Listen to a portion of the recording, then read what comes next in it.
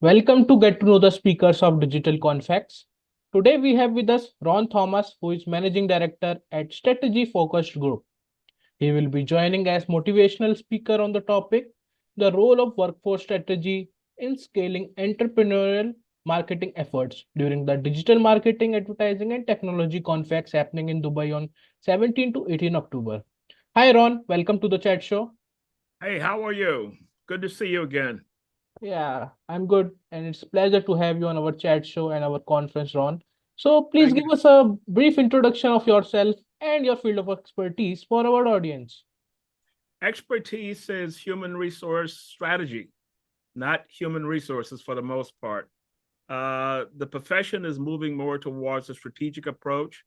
And the term that I like to use is a workforce architect. So if you think of the strategy of an organization, how do you build a strategy that aligns to that? In other words, you build out a workforce based on strategy. And that's one of the key points I'll be covering, in the conference that's coming up. How do you connect, the innovative marketing approaches and how does that connect back to talent? So there's a direct correlation, and a lot of companies are realizing that your people strategy has to be in place and connecting to a business strategy. And what that means, it gives you a higher probability of success when you look at revenue targets or whatever you're building out.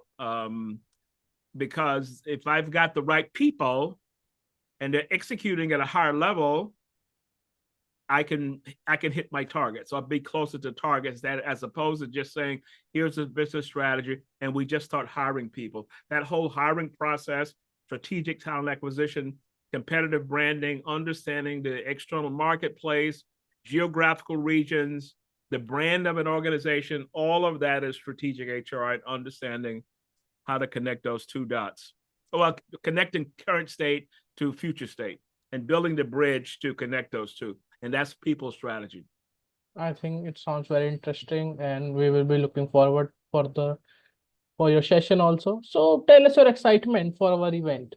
Well, I'm very excited because lots of times when I speak, it's to HR people. So if you think of a person that's moving into a C-suite position, they may take a course aligned around finance for non-financial people. So think of this as strategic human resources for non. Let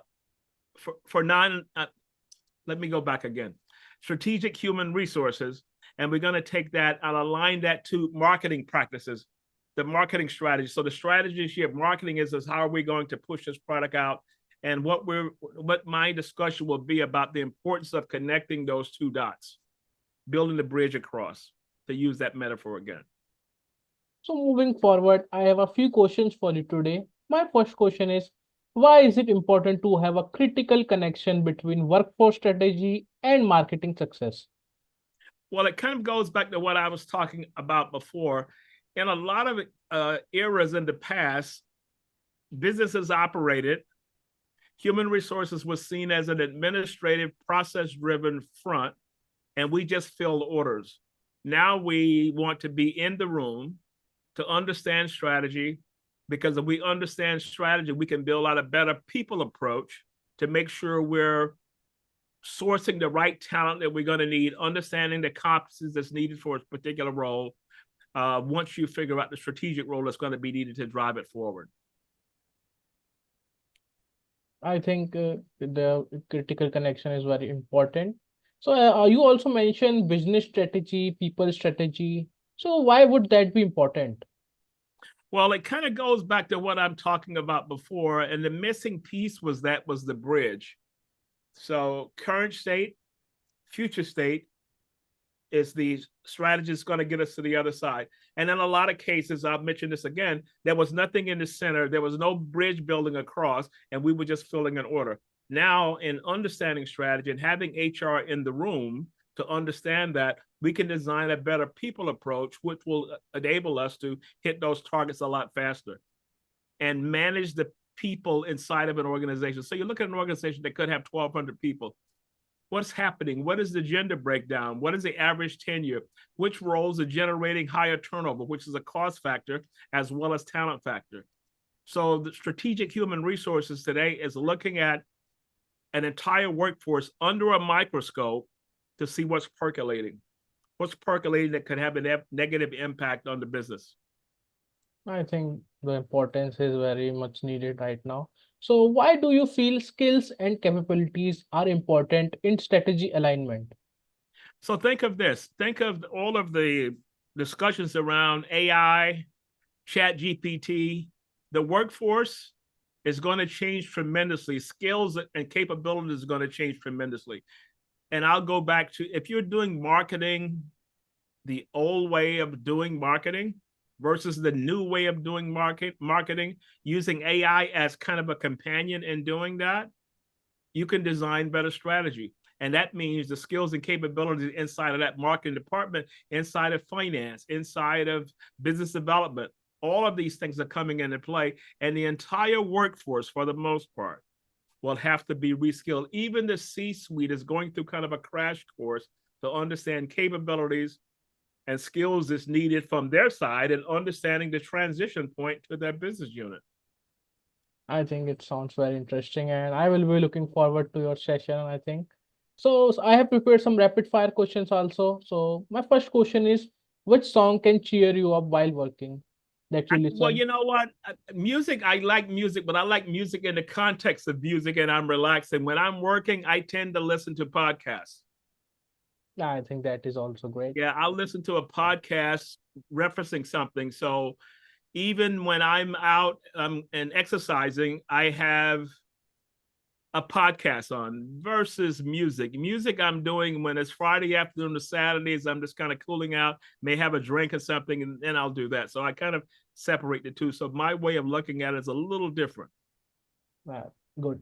What has been your favorite thing to do while working from home?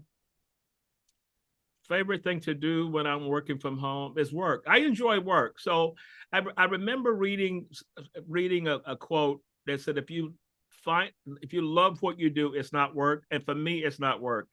Some weeks I work 7 days a week, but I'm fine with that.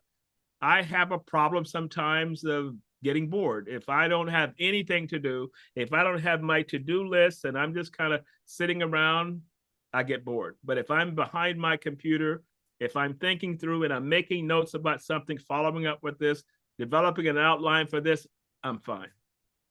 Thanks, Ron. It was great connecting with you, and I am thrilled with your excitement to join our conference. So, any words for our participants who will be joining in the conference?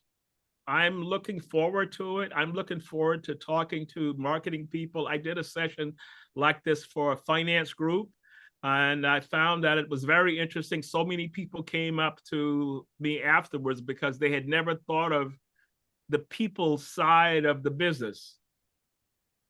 You know, more so than just they looked at HR as kind of an administrative process. But once we started talking through understanding business strategy, how do you build the bridge across to enable the organization to get to future state, all of it fell into place. And this Great, is what people will get from my session. great, good to know. Thanks for your time today, Ron, and to all the participants.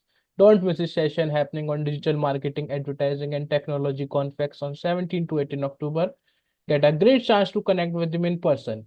See you soon, Ron. Okay, thank you so much.